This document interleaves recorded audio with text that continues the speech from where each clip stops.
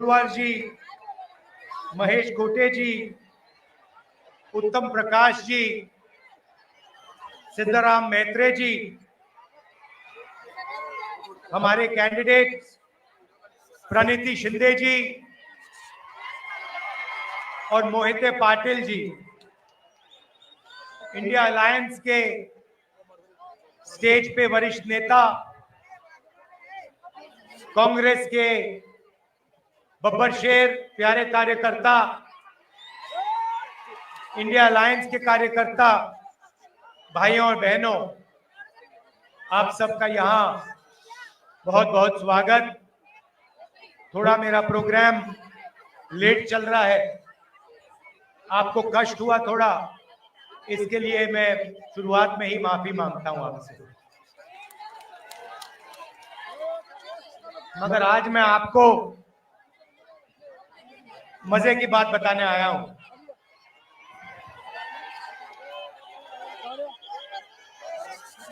सबसे पहले, ये साधारण चुनाव नहीं है, क्योंकि इस चुनाव में पहली बार, आजादी के बाद पहली बार एक ऐसी पार्टी है जो संविधान को खत्म करना चाहती है। उनका लक्ष्य सिर्फ चुनाव जीतने का नहीं है, उनका लक्ष्य हिंदुस्तान के कॉन्स्टिट्यूशन को, हमारे संविधान को खत्म करने का है। और हमारा लक्ष्य, कांग्रेस पार्टी का लक्ष्य, इंडिया अलायंस का लक्ष्य संविधान को बचाने का है और लोकतंत्र को बचाने का है। भाइयों और बहनों, इस देश में जो भी गरीबों को मिला है, जो भी प्रगति हुई है, पिछड़ों को, दलितों को, आदिवासियों को, जो भी गरीब लोगों को मिला है, वो संविधान के कारण मिला है। उसका वही कारण है। अगर ये लोग संविधान को खत्म कर देंगे तो हिंदुस्तान में गरीबों के लिए, किसानों के लिए, मजदूरों के लिए कुछ नहीं बचेगा। तो सबसे पहले आपसे यह कहना चाहता हूं कि पहली बार ऐसा चुनाव हो रहा है कि बीजेपी ने साफ सबके सामने कहा है, उनके एमपीओ ने साफ कहा है कि अगर हम चुनाव जीते तो हम हिंदुस्तान के संविधान को बदल देंगे। और मैं आपसे कह रहा हूं, उनसे कह रहा हूं, ऐसी कोई शक्ति नहीं है दुनिया में जो हिंदुस्तान के संविधान को बदल सके। अब देखिए, पिछले 10 साल नरेंद्र मोदी ने 22 लोगों को, सिर्फ 22-25 लोगों को लाखों करोड़ रुपए दिए हैं। 16 लाख करोड़ रुपए नरेंद्र मोदी जी ने हिंदुस्तान के सबसे अमीर 25 लोगों को दिए हैं कर्जा माफ करके। 16 लाख करोड़ रुपए कितने होते, मैं आपको बता देता हूं। जितना पैसा मनरेगा को 24 साल चलाने के लिए लगता है, या जैसे हमने कर्जा माफ किया था किसानों का यूपीए ने, तो अगर आप वैसे अगर 24 बार कर्जा माफ करो किसानों का, उतना पैसा नरेंद्र मोदी ने 22-25 लोगों को दिया है। आप सोच ही नहीं सकते, 24 साल का मनरेगा का पैसा 22 लोगों को। भाइयों और बहनों, हालत ये हो गई है कि जितना पैसा 22 लोगों के पास है, उतना ही पैसा 70 करोड़ हिंदुस्तानियों के पास है। एक तरफ नरेंद्र मोदी के 22 मित्र और दूसरे तरफ 70 करोड़ हिंदुस्तानी, दोनों के पास एक ही जितना धन है। दूसरा आंकड़ा देता हूं, हिंदुस्तान के 1% लोगों के पास, 1% लोगों के पास हिंदुस्तान का 40% धन है। ये हालत है, इसीलिए इतनी बेरोजगारी फैल रही है। उन्होंने नोटबंदी की, आपसे कहा काला धन मिटा दूंगा, और पूरा का पूरा फायदा उन्हीं 22-25 लोगों का हुआ। उसके बाद जीएसटी, गलत जीएसटी लागू की, 5 अलग अलग टैक्स, किसानों पर टैक्स लगा दिया। पता नहीं आपको मालूम या नहीं, जितनी जीएसटी आप देते हो उतनी ही जीएसटी अदानी देता है। आप जानते हो इस बात को? नहीं जानते? आप सिर हिला रहे हो। वो आपने जो शर्ट खरीदी, वो कितने की खरीदी आपने? 200। अगर अदानी वही शर्ट खरीदता तो जितनी जीएसटी आपने अपने जेब से दी उतनी ही जीएसटी वो देता। आपकी आमदनी हजारों में है, उसकी आमदनी हजारों करोड़ों में है, और जितनी जीएसटी आप देते हो उतनी जीएसटी वो देता है। अब सवाल उठता है, जीएसटी का जो आपका धन है, जो आपके जेब में से निकल रहा है, उसका होगा क्या? कहां जाएगा वो धन? नरेंद्र मोदी जी ने साफ कर दिया कि उनके 10 सालों में वो पूरा का पूरा पैसा 20-25 लोगों के हाथ में उन्होंने दे दिया। उन्होंने अरबपति बनाए हैं, 30-40 उन्होंने अरबपति बनाए हैं। अब मैं आपको बताता हूं कांग्रेस क्या करने जा रही है। उन्होंने 20-25 अरबपति बनाए, हम करोड़ों लाखपति बनाने जा रहे हैं। अब आप कहोगे कैसे? मैं आपको यह बताने आया हूं कि कांग्रेस पार्टी, इंडिया गठबंधन चुनाव के बाद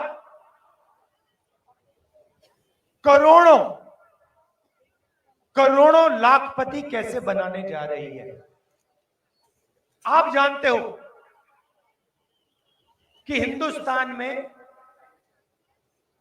महिला भविष्य की देखभाल करती है। यहां पुरुष बैठे हैं, महिलाएं भी बैठी हैं, देखिए ताली बजा रही है। अब देखिए 21वीं सदी में स्त्री और पुरुष दोनों जॉब करते हैं, सही बात है ना? ठीक है, 8 घंटे की 10 घंटे की जॉब होती है। जॉब के लिए दोनों को पैसे मिलते हैं, मिलते नहीं मिलते? ठीक है, मगर हिंदुस्तान की महिला 8 घंटे घर से बाहर काम करती है और फिर 8 घंटे घर में काम करती है। सही? मतलब डबल काम करती हैं आप लोग।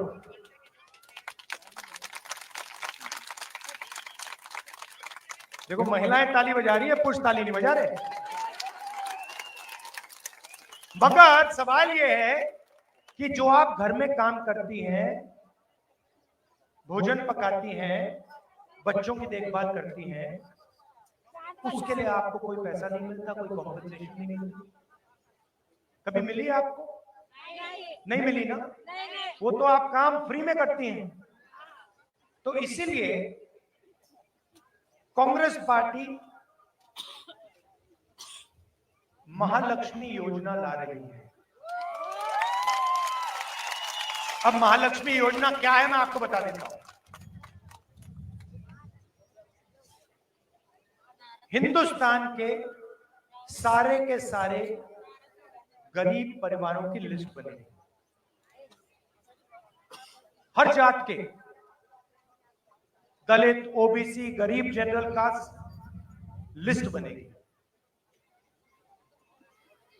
और उस लिस्ट में से हर परिवार से एक महिला चुनी जाएगी। उसमें बीडी वर्कर्स होंगी, उसमें किसान के परिवार होंगे, उसमें मजदूरों के परिवार होंगे, छोटे कारीगर होंगे, और उन महिलाओं को, करोड़ों महिलाओं को कांग्रेस पार्टी साल के 1 लाख रुपए बैंक अकाउंट में डाल देगी।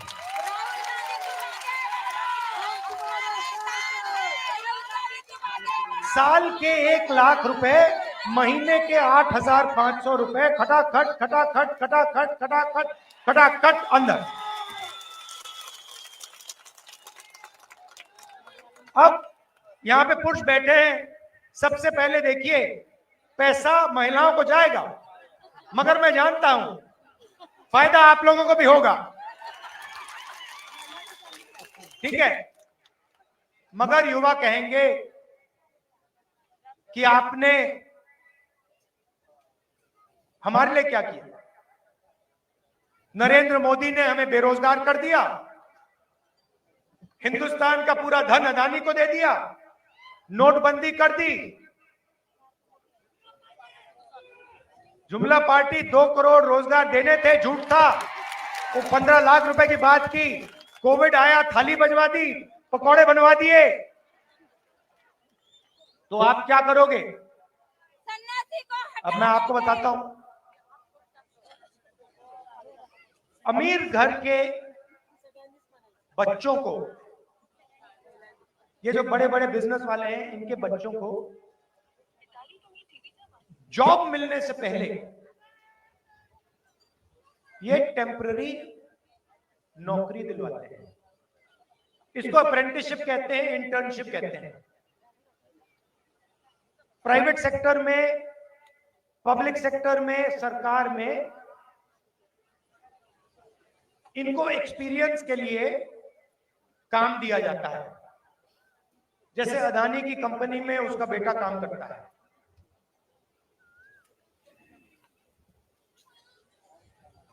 मगर यह सुविधा हिंदुस्तान के बेरोजगार युवाओं को नहीं मिलती।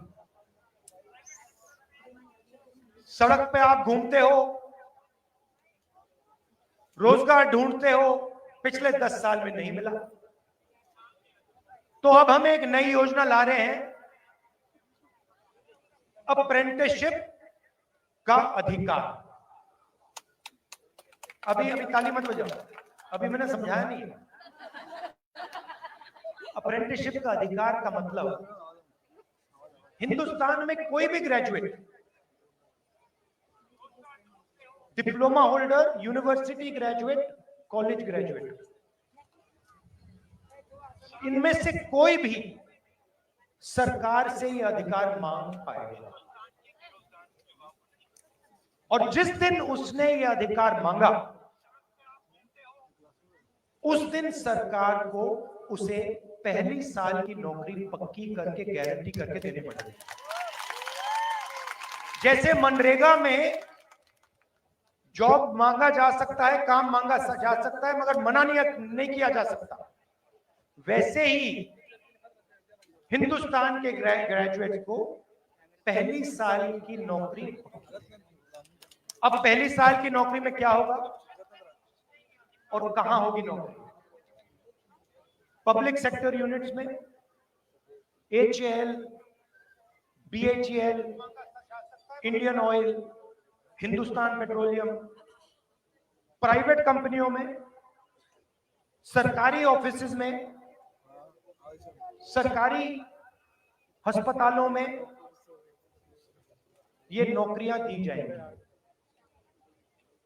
करोड़ों युवाओं की ट्रेनिंग होगी 1 साल की,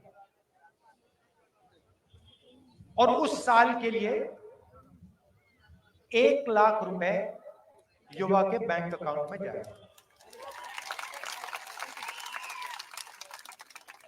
8,500 रुपए महीने के, 1 लाख रुपए साल के, हर ग्रेजुएट के बैंक अकाउंट में कांग्रेस पार्टी डालने जा रही है। तो इस प्रकार से हम करोड़ों लाखपति बनाने जा रहे हैं। अब यहां किसान बैठे हैं, इन दोनों योजना का आपका फायदा होगा, मगर हम वहां नहीं रुके। आपने नरेंद्र मोदी से 2 चीजें मांगी, कर्जा माफी और कानूनी मिनिमम सपोर्ट प्राइस। हर किसान जानता है कि जब उसे अपनी फसल बेचनी पड़ती है तो जादू से फसल का दाम गिर जाता है,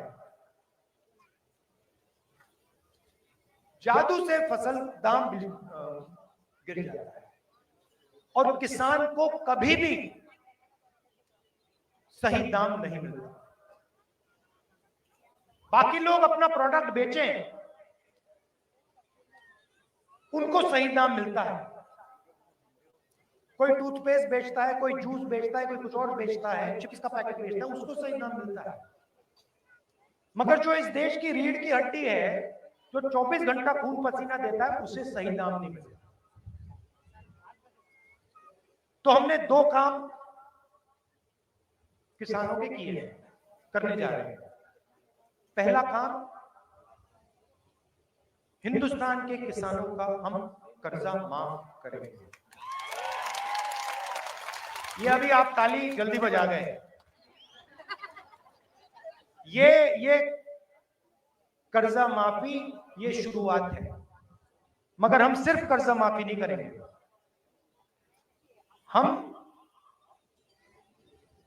किसानों के लिए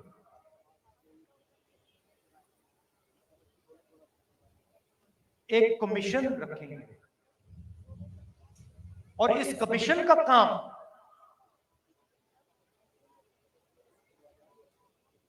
जब भी किसानों को कर्जा माफी की जरूरत होगी, ये कमीशन सरकार को कहेगा और सरकार किसानों का कर्जा माफ करेगा। एक बार नहीं, जितनी बार आपको कर्जा माफी की जरूरत होगी उतनी बार ये कमीशन कर्जा माफी करेगा।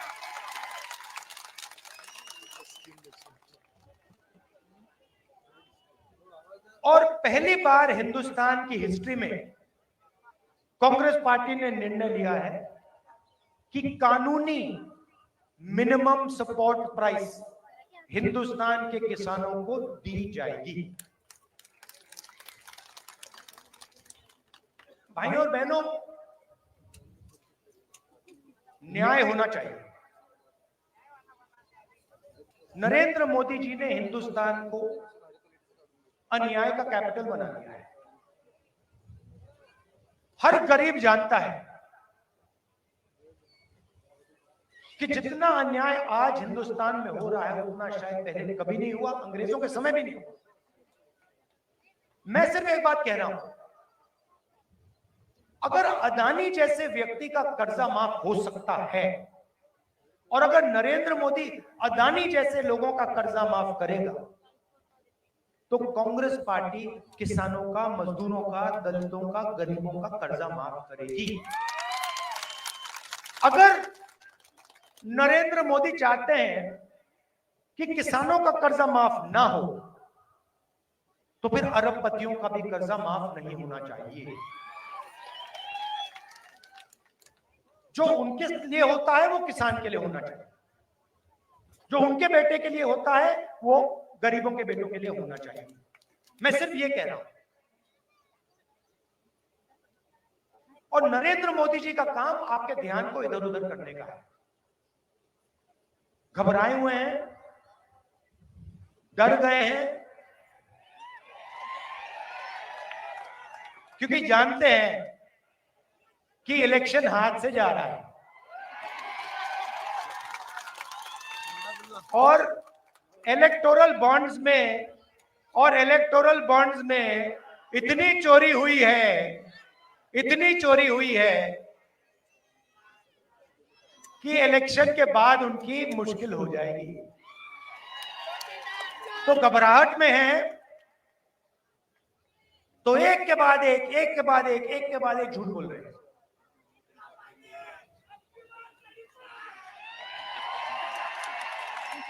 वो जानते हैं कि हिंदुस्तान की जनता बात समझ गई है। वो जानते हैं कि हिंदुस्तान की जनता इस चुनाव में संविधान की रक्षा करने के लिए खड़ी हो गई है। और वो जानते हैं कि हिंदुस्तान की जनता समझ गई है कि नरेंद्र मोदी जी अरबपतियों के नेता हैं, गरीबों के नहीं। अब आखिरी बात आपको कहना चाहता हूं, ये आपने मीडिया के मित्र देखे, ये देखे आपने, ये देखो काले चश्मे पहने स्माइल कर रहे हैं।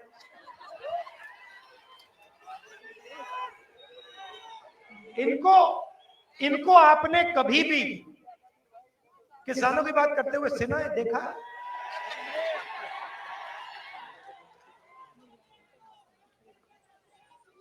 कोई मतलब मजदूर मर जाए, भूखा मर जाए, कभी आपने टीवी पे देखा?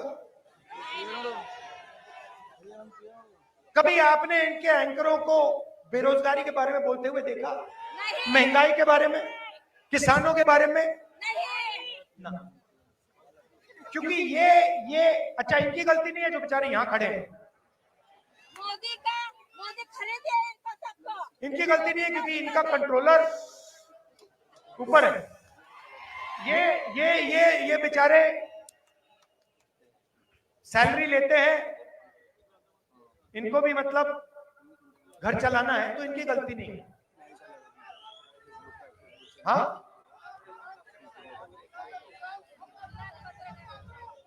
एक तो आजाद हो सकते हैं मगर बाकी गुलाम हैं।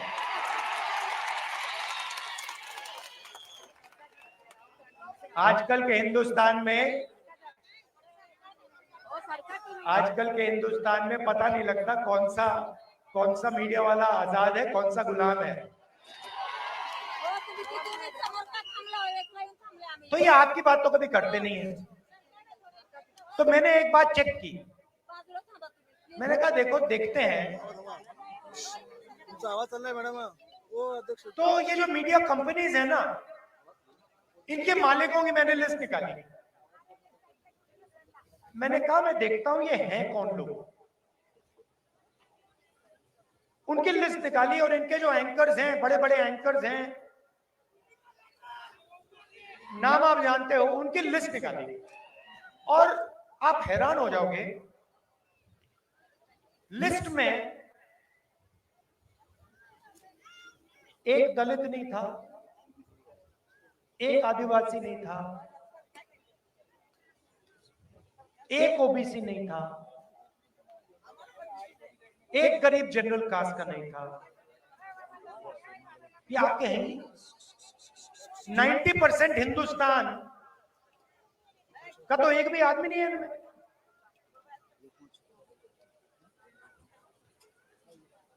पिछड़े वर्ग के कितने लोग हैं हिंदुस्तान में? चुप हो गए सब। अच्छा, हिंदुस्तान में दलित कितने? 15%। आदिवासी कितने? 8%। पिछड़े वर्ग के लोग कितने? कोई नहीं जानता, मगर कम से कम 50%, कम से कम 50, 15 और 8 कितने हुए?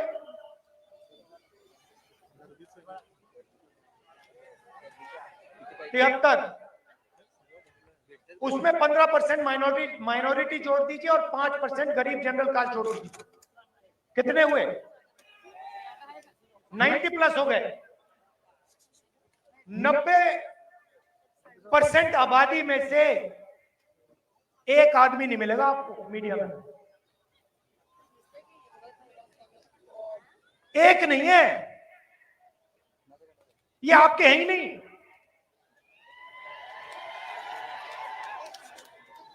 ये अदानी के हैं,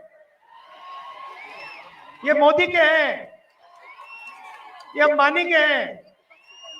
ये आपकी बात थोड़ी करेंगे। अच्छा ठीक है, मीडिया छोड़ो, हिंदुस्तान की सबसे बड़ी 200 कंपनी की लिस्ट निकाली मैंने, उसमें बता दो,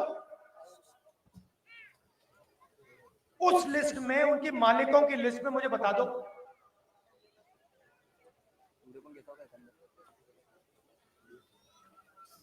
मराठा कितने, धनगर कितने, खटीक कितने, यादव कितने, बता दो।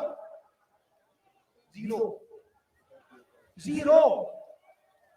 50% में से कोई नहीं, 15% में से कोई नहीं, 8% में से कोई नहीं, 90% में से कोई नहीं,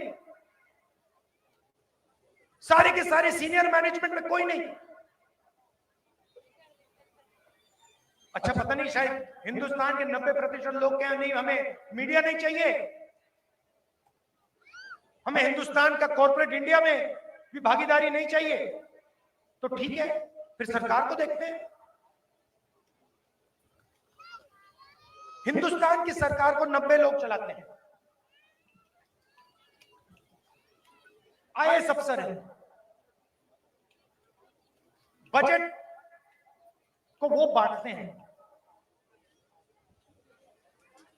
हर रुपया बजट का कहां जाता है वो निर्णय लेते हैं, 90 लोग लेते हैं। महाराष्ट्र में कितना पैसा जाएगा, सड़कों में कितना जाएगा, सेना को कितना मिलेगा, अग्निवीर होगा या नहीं होगा, ये सारे के सारे निर्णय ये 90 लोग लेते हैं। मुझे बताओ 90 में से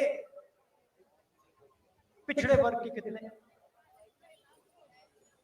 3, दलित कितने, 1, आदिवासी कितने, 1। और अगर आप बात समझना चाहते हो तो अगर हिंदुस्तान की सरकार बजट में 100 रुपए खर्च करती है तो ओबीसी, दलित, आदिवासी अफसर 6 रुपए 10 पैसे का निर्णय लेते हैं। आपकी आबादी 90%, आपकी भागीदारी 100 में से 6 रुपए 10 पैसा। और फिर नरेंद्र मोदी 24 घंटे घूमता रहता है, कहता है कि मैं ओबीसी हूं। और मैंने जाति जनगणना की जैसे बात छेड़ी, ये इसको बैठाया गया है।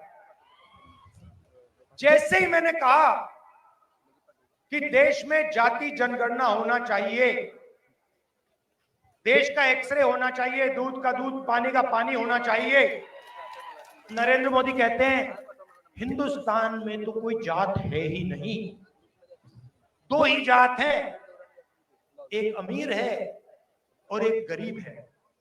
अच्छा अगर 2 ही जात है तो भैया आप कहां के ओबीसी बन गए?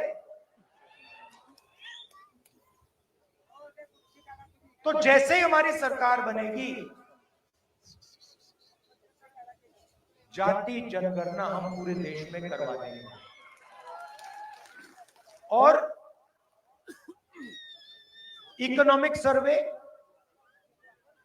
और संस्थाओं का सर्वे, मतलब किसके पास कितना धन है, पिछड़ों के पास कितना धन है, पिछड़ों की क्या भागीदारी है, हर वर्ग की आबादी कितनी है, भागीदारी कितनी है, मीडिया में कितने हैं, कॉर्पोरेट इंडिया में कितने हैं, प्राइवेट अस्पताल के मालिकों में कितने हैं, ये काम हम करेंगे। अब जैसे ही मैंने ये देश के एक्सरे की बात की, वो नरेंद्र मोदी कांपने लग गया। जैसे ही मेरा, उसकी आदत है, जैसे उसको डर लगता है ना, वो झूठ बोलना शुरू कर देता है।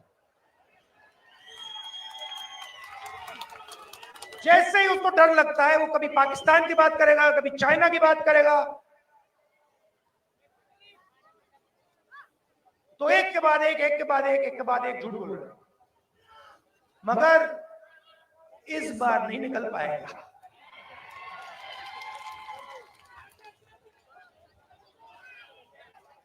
पता नहीं आपने सुना नहीं सुना, वो एक योजना लाए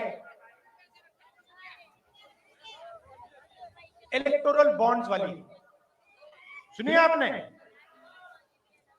उसमें क्या किया, सबसे पहले कहते हैं कि इलेक्टोरल बॉन्ड से हिंदुस्तान में जो भ्रष्टाचार है वो खत्म होगा। और फिर क्या किया, कहते हैं कि जो भी पैसा देना चाहता है किसी भी राजनीतिक पार्टी को, बिना नाम दिखाए पैसा दे सकता है। सुप्रीम कोर्ट ने कहा भैया ये तो कानूनी नहीं है, इसको रद्द करो। और सुप्रीम कोर्ट ने उनकी स्कीम को रद्द कर दिया। उसके बाद नरेंद्र मोदी और सरकार जिन लोगों ने उनको पैसा दिया उनके नाम नहीं रिलीज करना चाहते। सुप्रीम कोर्ट ने कहा भैया जिन्होंने आपको पैसा दिया उनके नाम दो और कौन सी तारीख पे पैसा दिया वो बता दो। स्टेट बैंक पर दबाव डाला, वो ये इंफॉर्मेशन रिलीज ही नहीं कर रहे थे। फिर इंफॉर्मेशन रिलीज होती है, पता लगा एक दिन किसी कंपनी पे सीबीआई की रेड होती है, कुछ ही दिन बाद वही कंपनी बीजेपी को करोड़ों रुपए देती है, सीबीआई की इंक्वायरी खत्म हो जाती है। बड़ा कॉन्ट्रैक्ट दिया जाता है, हजारों करोड़ रुपए का कॉन्ट्रैक्ट दिया जाता है, और कॉन्ट्रैक्ट मिलने के 10-15 दिन बाद वो कंपनी बीजेपी को हजारों करोड़ रुपए पकड़ा देती है। सड़क पे जो एक्सटॉर्शन कहा जाता है ना, जो सड़क पे एक्सटॉर्शन, गुंडे एक्सटॉर्शन करते हैं ना, ये उन्होंने इंटरनेशनल लेवल पे शुरू कर दिया है। और जनता से कह रहे हैं कि मैं राजनीतिक फंडिंग के सिस्टम को साफ कर रहा हूं। आप कैसे साफ कर रहे हो? अगर आप साफ कर रहे होते तो आप कहते भैया जो भी पैसा दे रहा है नाम सामने रखो, कौन से दिन दिया, किसने दिया, हिंदुस्तान की पब्लिक को बताओ। मगर नहीं, मगर देश समझ गया है। और जैसे मैंने आपको शुरुआत में कहा, लड़ाई संविधान को बचाने की है।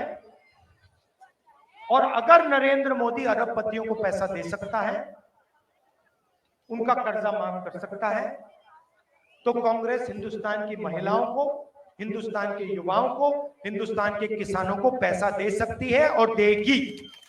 आप सबका बहुत बहुत धन्यवाद।